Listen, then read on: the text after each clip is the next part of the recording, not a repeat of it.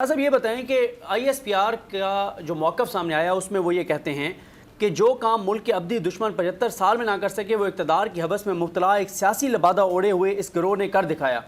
تو اس پہ آپ کیا کہتے ہیں؟ اور ساتھ ہی انہوں نے یہ بھی کہا کہ جو کچھ ہوا ہے یہ طے شدہ حکمت عملی کے تحت ہے، کچھ شرپسند عناصر اور ان کا یہ پہلے سے طے شدہ تھا کہ یہ ہوگا، تو اس کے بعد اس طرح سے جا کے حساس مقامات اور تنصیبات پہ جا کے اور اس طرح سے دھاوا بولا جائے گا۔ اس پہ کیا موقف ہے آپ کی پارٹی کا؟ ہماری پارٹی کا بڑا واضح موقف ہے کہ یہ جو کہا جا رہا ہے وہ درست نہیں ہے۔ ہمیں سیاسی انتقام کا نشانہ بنایا جا رہا ہے اور من گھڑت کیسز میں انوالو کیا جا رہا ہے، اور جس طرح آپ نے دیکھا لوگوں کے گھروں پر حملے ہو رہے ہیں، اور آپ نے دیکھا کہ بچوں کو، ہماری خواتین کو جس طرح سڑکوں پہ گھسیٹا گیا، گرفتاریاں ہو رہی ہیں، جتنا کارکن ہمارا پریشان ہے آپ کے سامنے ہے۔ اس میں کوئی حقیقت نہیں ہے۔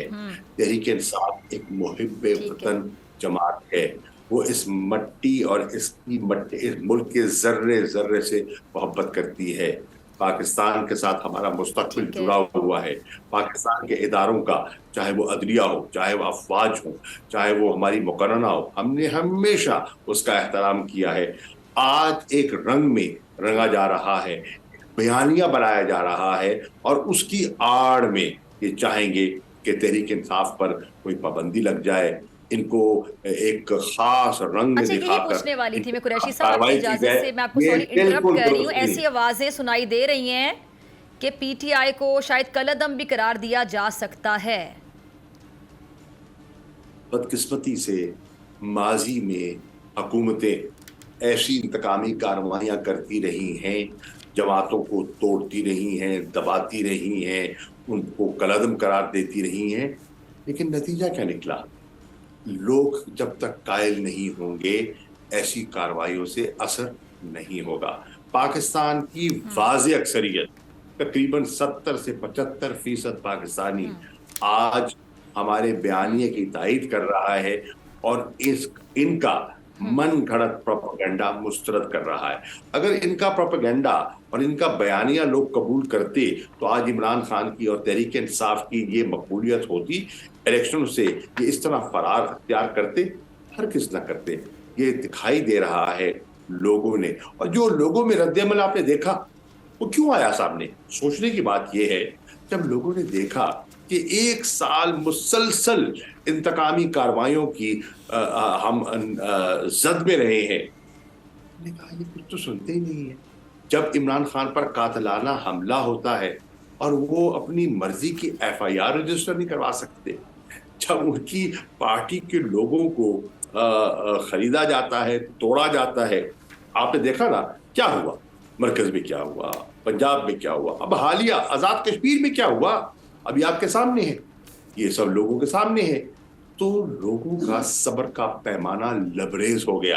جب نہتے لوگوں پر ڈائریکٹ فائر کیا جائے گا، اور آپ کو اندازہ ہے کہ شاید میڈیا پہ ساری چیزیں خبریں نہیں آ رہی، جو 20 شہادتیں ہوئی ہیں، جو لوگ زخمی ہوئے ہیں، لاتعداد ہوئے ہیں، اس کا کوئی ذکر ہی نہیں ہے۔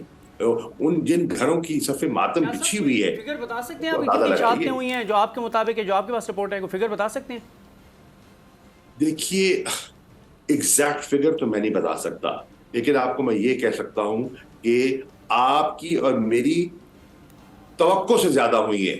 لوگ تو کہتے ہیں کہ 40-50 کے قریب ہیں، اب حقیقت کیا ہے ہم تو اس وقت جسے کہتے ہیں نا پوری طرح ہمارا رابطہ نہیں ہے، پوری طرح آپ نے دیکھا کہ کس طرح انٹرنیٹ سروس کو معطل کر دیا گیا ہے، کس طرح رسائی جو ہے انفارمیشن کی نہیں ہے، اور کس طرح اس دباؤ میں ایک سرکاری میڈیا جو ہے وہ لوگوں کو، ان کے ذہنوں کو آلودہ کرنے کی کوشش کر رہا ہے، لوگوں کو عمران خان سے، تحریک انصاف سے متنفر کرنے کی ناکام کوشش کر رہا ہے، انشاءاللہ کامیاب نہیں ہوں گے۔ اگر آپ کو یہ ویڈیو پسند آئی تو سبسکرائب کریں اور بیل آئیکن پر کلک کریں۔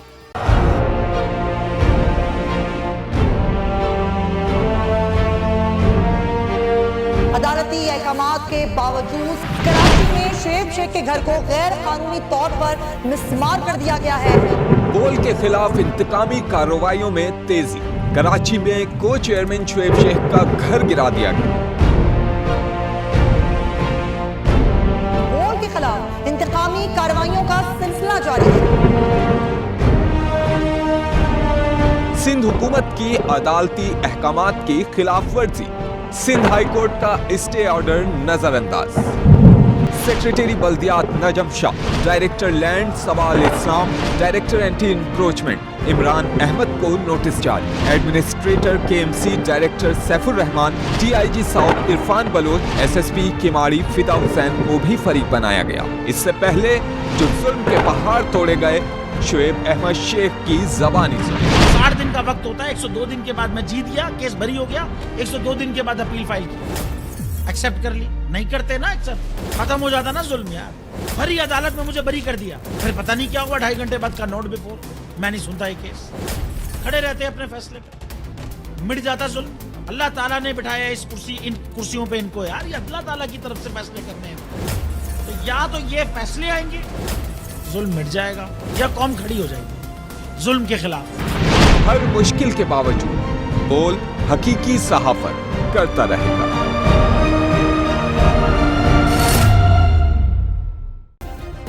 سبسکرائب کریں اور بیل دبائیں تاکہ کوئی خبر رہ نہ جائے۔